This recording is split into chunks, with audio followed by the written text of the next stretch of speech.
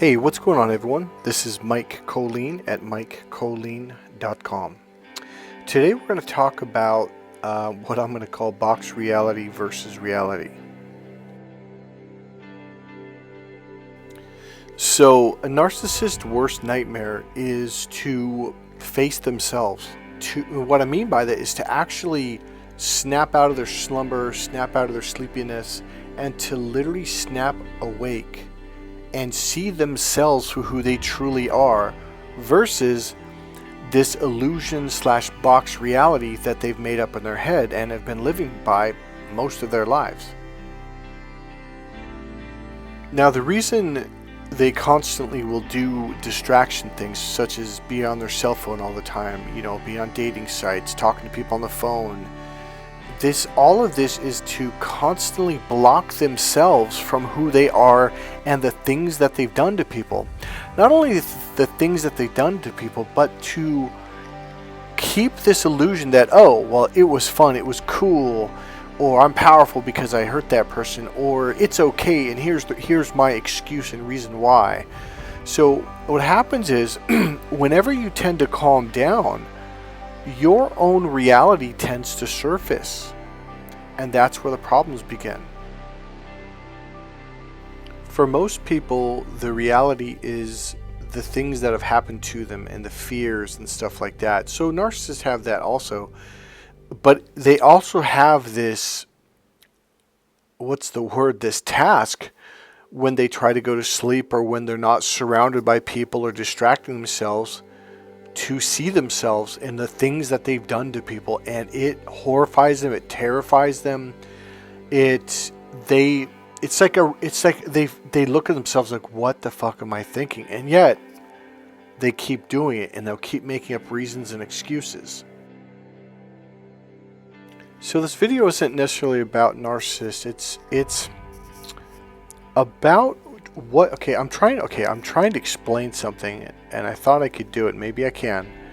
Something that has been said for centuries, by Buddhist monks, by pretty much anyone who's spiritual at all. So what is consciousness? What does it mean to wake up? Okay, here's an example. Okay, so I'm thinking of the last time I saw a narcissist, and this was not too long ago. This was a few months ago. And what happened was, they looked at me, they looked down, they looked at me, looked down, and what they're doing is, they have this box. So the left brain is the box. You ever hear someone say, think outside of the box? Well, most people what they hear or what they mean when they say that is, think like me, inside my box. This is the way we think. That's called inside the box thinking. But what that phrase truly means is literally to get out of your left brain into the right brain, which is the open brain, which is you open the door from the left brain to the right brain, and now it's like you walk into the right brain. You have full access to it. That's consciousness, or that's where you access consciousness. And this is what women mean when they say be in the present moment, stop thinking, because thinking is inside the box. So I'm going to use a narcissist as an example. Now you do it, I've done it, and I'm a lot better at getting out of the box. In fact, to be honest with you, when I'm in the box, I can't stand it. I don't want to be in there no more. Once you find your freedom, you will never go back. And if you do get stuck back there because you talk to someone who's just Mr. Forehead, like laser beaming you, and oh my God, the first thing you're going to do is go get a massage. You're going to do stretching, yoga. You're going to do anything you can, deep breathing, to get out of that logical box and open up to your expansive and expanded mind, which is aware of the present moment. So let's talk about the present moment for a second. The right brain processes through the 5 senses: see, hear, feel, smell, and taste. It kind of sounds like the Garden of Eden, doesn't it? See, mankind, what we have done is we have blocked ourselves off from the Garden of Eden, which is our right brain. The eye of the needle is that lower artery in the lower reptilian brain, which I talk about. When you open that artery up, blood flows up into your larger human brain, and thus you open up to your right brain, and now you are conscious. Because the right brain burns up a lot of energy, so you have to have extra blood, extra oxygen in your blood, and when there's a sensor on that artery, when it senses, oh, there's extra oxygen, that means there's going to be extra glucose. That means we can open up and we can allow the blood to flow up into the larger human brain, and thus the left brain opens up to the right brain. Now you are fully in the present moment. Now notice see, hear, feel, smell, and taste. That is how the right brain processes information through your 5 senses. Which means now when you look at a leaf, you can see the color of the leaf. Whereas when you're in your left brain, everything's kind of black or white. I mean, yeah, you can see colors, but you don't really see the distinction, and you don't see the vibrancy of the colors or the smells or the flavors or the feelings, okay?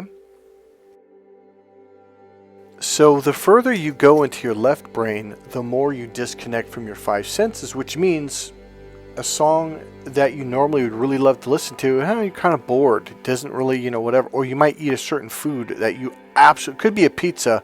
Every time you get this one pizza, you love it. But then one day it's just tastes normal.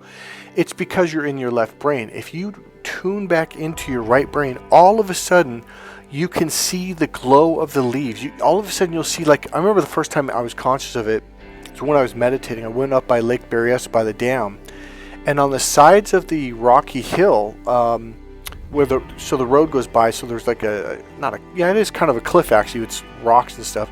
There was this really vibrant green plant, and it was almost glowing, and I looked at my girlfriend, I go, look at that plant, it's like almost like an electric green, almost like it's glowing. She goes, baby, it is. So males in their early 20s up until they're about 32, 34 years old, we have a lot of testosterone. And what that does is it shoves you into your left brain. So when women are talking to men about being in the present moment and all that stuff, we look at you like, what the hell? Okay, be in the present moment. We think it's super fluff bullshit talk. We think you're just egotistically talking and making shit up. But it's not until we get older. Most men won't open up to the right brain until they're about 42, 44 years old, like really to any extent or level. Unless they've meditated a lot, done deep breathing techniques, done yoga for a long time, music, artwork, in depth for a long time. Even if you've done that as a child in elementary, middle school, and high school, most boys or young men, when they become about 20, 21 years old, it's like after you graduate from high school, life becomes serious. Like you have to find a way to make money. You have to find a way to get through college or whatever it is you're doing. And all of a sudden you are shoved into your thinking left brain. It's about math and science and money and taxes and how do I get money to pay for this class, or how do I get money to pay for my car loan? Everything becomes thinking. So this is where a guy who may have been very comfortable talking to women or meeting women or whatever, all of a sudden he goes, I don't get it. They just, like, women don't want to talk to me anymore. It's like, dude, it's because you're in your left brain. You're stuck. So when men are younger, we can be funny. We can be playful. We don't have to be so serious all the time, okay? But as we get closer to that golden age of 18, society expects us to be focused, which shoves us into our left brain.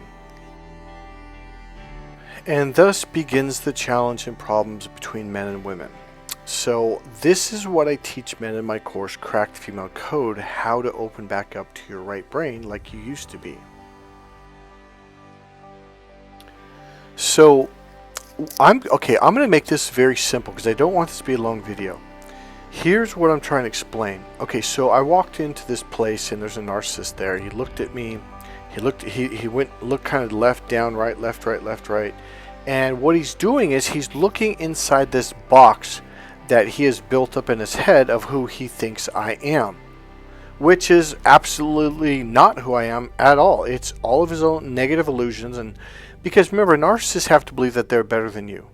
So they have to do everything in their mind to paint you out to be this horrible, bad, monstrous person, even though they love you, they want you around, they like you, you entertain them, you're fun, you're this loving, good person. And then when you finally leave because you're sick and tired of the abuse and constantly, so what they do is they constantly try to paint this picture that you're this horrible, monstrous person.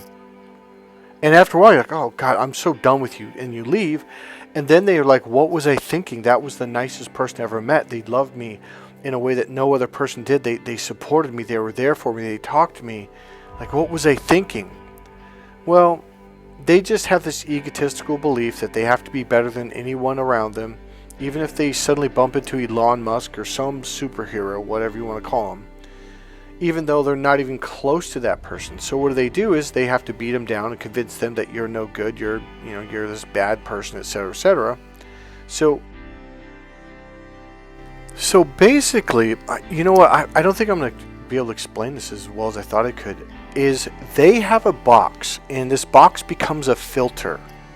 So in this box, you're a bad person, you're a racist, you're a sexist, you're a, what's another word I'm looking for? You're prejudiced, you're a bad person, you're a drug. Let's say that you've never touched drugs in your life ever. You're a drug addict because, hey, you're in this box, this illusionary box that they've made up in their mind, and this is who you are. And they tell everybody this is who you are, even though this isn't who you are at all, not even remotely close to it. Now here's the thing. You have to understand, a lot of people think like this. They have boxes that they make up, and ultimately the reason why is because the average person is just too lazy to see you for who you are in this very moment.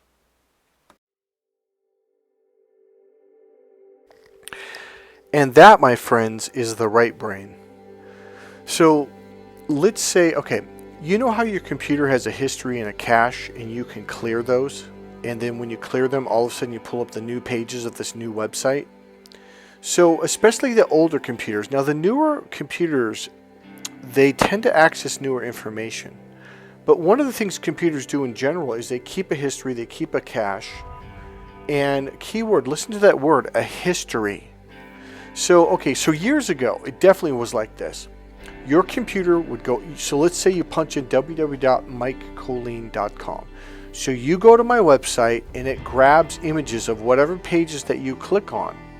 And it makes images of the pages and the text, and it collects them, and it brings it back into the cache or the history or where the cache is saved, okay?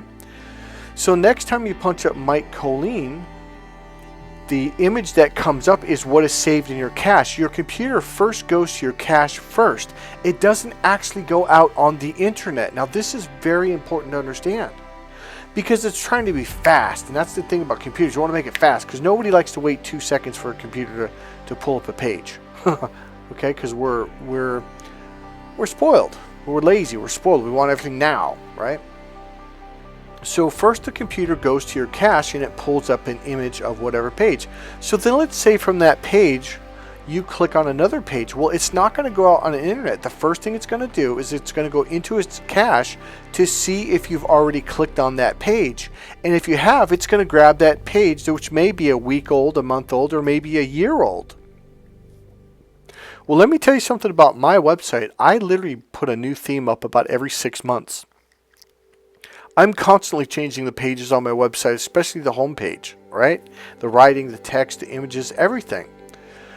So you're pulling up these old pages that aren't there anymore.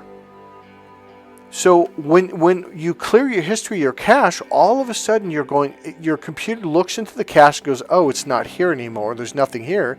He cleared his history and his cache. Therefore, I have to go back out on the internet and crawl their website to see what they have on their page and then pull it back to the computer. And this is what the human brain does. Okay, this is what we do with people. We meet someone, and in the beginning, well, we have to get to know them. Well, what are your values? What are your beliefs? And we just, over time, notice, well, how does this person react when someone yells at them? How does this person react when someone tickles them? How does this person react when someone offers them money? How does this person react when someone tries to correct them?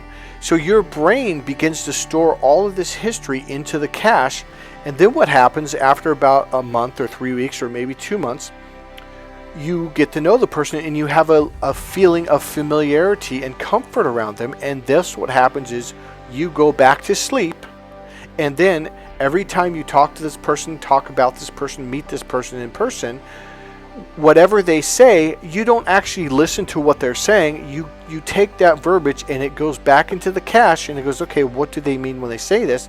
And you may have recorded it wrong in the first place. So now you've got this false history in your cache that isn't really what they say. But for the rest of your life, every time this person says this, you think they mean that. And this is what causes heated arguments. And they're like, I'm not saying that. And they're like, well, when you say this, this means that. No, it doesn't. And you're like, yes, it does. Because, and if you were honest, you say, because 5 years ago when I met you, you said this and it meant that. Now, number one, that may have actually been what they meant when they said that. But people change over times, just like websites change over time. So if you keep going back to your cache and gathering the history there, well, hey, you're pulling up something that was way from the past. That's no longer relevant. And this is what narcissists do to the extreme. In fact, they actually do something that's a level worse, is they create a history of you without ever getting to know you. They see you say something. Okay, so let's say they meet you. Boom, this person's a racist, this person's a drug addict, even though you're not a racist, you're not a drug addict, you don't do anything like that at all, but they build this negative image of you, and they build this negative history of you, which they store in their cache, inside their brain, literally. So every time you walk in the door, let's say, they go to their history and cache, goes, oh, I know who this person is, and here's the funny thing, they have no idea who you are at all. And the funny thing about this is, the person that you get to know when it comes to the narcissist, that's not who they are either. So it's kind of a weird double thing that narcissists do. It's like the person that they present to you isn't who they are in the first place. So everything with a narcissist is like this. It's like an acting class. Everything is make-believe. They write up a script, they print the script, and therefore it's real, even though it's not. So the deal about that is, they never went out to gather information on who you truly are in the first place. They just made it up all as they went along. And so now here's what happens is, you can't fight them on this. They're like, this is who you are. I know this because they're the author. They're the writer of their own script. You just happen to be the main character. And when you walk off the set, that just screws up the entire drama, the entire play, because you were the main character. Now they have to rewrite the entire show and find another actor to replace you. So, screw the narcissist. I don't want to talk about that right now. What I'm trying to say is the average person does this themselves, but at least we go out and we gather the history and the information. But some people, and we're just as bad, or were at least, I think a lot of us on my channel are a lot more conscious now, meaning more right brain and just seeing things for the way they are. So the reason why you got caught up in the narcissist claws or their spider web is because a lot of you are empaths and light workers, and you're very good people, and your whole thing is you want to see the best in people. Well, that's a very good quality to an extent, but it's the very reason why you got caught up in the narcissist spiderweb, because you almost did the same thing that a narcissist did, but in a very positive way. You refuse to see the negative, even though you saw it. They put it in your face. You would make up an excuse. You would make up a reason. Well, they were probably just in a bad mood. That's why they were so mean to me. Well, they probably had a bad day at work. Well, and this is what you do. You make it, or in the past, I think a lot of you don't do this anymore. Okay? So when you finally snap out of it, the number one lesson you learn from narcissist abuse is see people for who they are, both the good and the bad. That's how you should be in the first place. Now, this takes right brain functioning in order to do that, because you have to be in the present moment. When somebody walks in the room and you caught them in a lie, did you say, well, they didn't really mean it, or I'm going to act like I didn't catch that lie, even though you did? Or are you going to be like, they just lied again. That's like the 5th time this person's lied. 2 minutes ago they said this, and now they're saying the complete opposite. So in a good way, you were doing the in-the-box thinking too, because you wanted to filter everything through, well, deep down inside, they're really a good person. Well, let me tell you something. Anyone who wants to hurt you, stab you in the back, talk behind your back, ruin your reputation, ruin your life, get you fired from a job, turn the love of your life against you, all the bad, poison you, hurt you, damage you, all that stuff. You have to see that. You have to be honest. Again, which means you have to be in the present moment and see people for who they are. See their actions for what they are. Period. End of sentence. The way you do that is by internal awareness, by meditating with your awareness inside your body for 30 minutes, 40 minutes. And then when you talk to someone, have your awareness inside your body and notice what you're feeling in your belly, in your heart, in your back. Did your chest tighten up? Did your body just feel totally loose and relaxed around this person? Notice what you're feeling, because that's your body picking up information. That is your radar system. So just be in the present moment. Don't overthink that. It literally means look at someone. Just look at them. Listen to what they're saying. Don't think. Don't sit there and judge it. Go, this really means that. No, just, and if somebody says something to you and you actually don't understand, like maybe like, well, do they mean A or do they mean B? Ask them. Say, when you say this, what does this mean to you? And like, oh, when I say this, what I mean is blah blah blah blah blah, and they'll tell you. And then you have a lot, at least a little bit more clarity in the communication. I'm going to give you one more tip. Massage brings you into the present moment. Now, don't get a massage therapist that's talking, thinking, because that's like the whole idea of massage is to get out of your thinking brain and to get out of your talking brain. Massage brings your awareness into your body and it silences your mind, okay? Especially deep tissue massage. Do stretching for 20 or 30 minutes. Again, meditation. Meditate for 30 minutes, 45 minutes, an hour, okay? 4 or 5 days, 6, 7 days a week if you can. Okay, you don't have to do it every day, but be consistent. Another thing which you all know, go out into Mother Nature. Go for a hike and then just sit somewhere in nature. Go to the beach. A beach is a great place. The lake, the pond, the water, anything in nature is a great place. Now make sure you're safe, you're not on an anthill or nothing like that, seriously.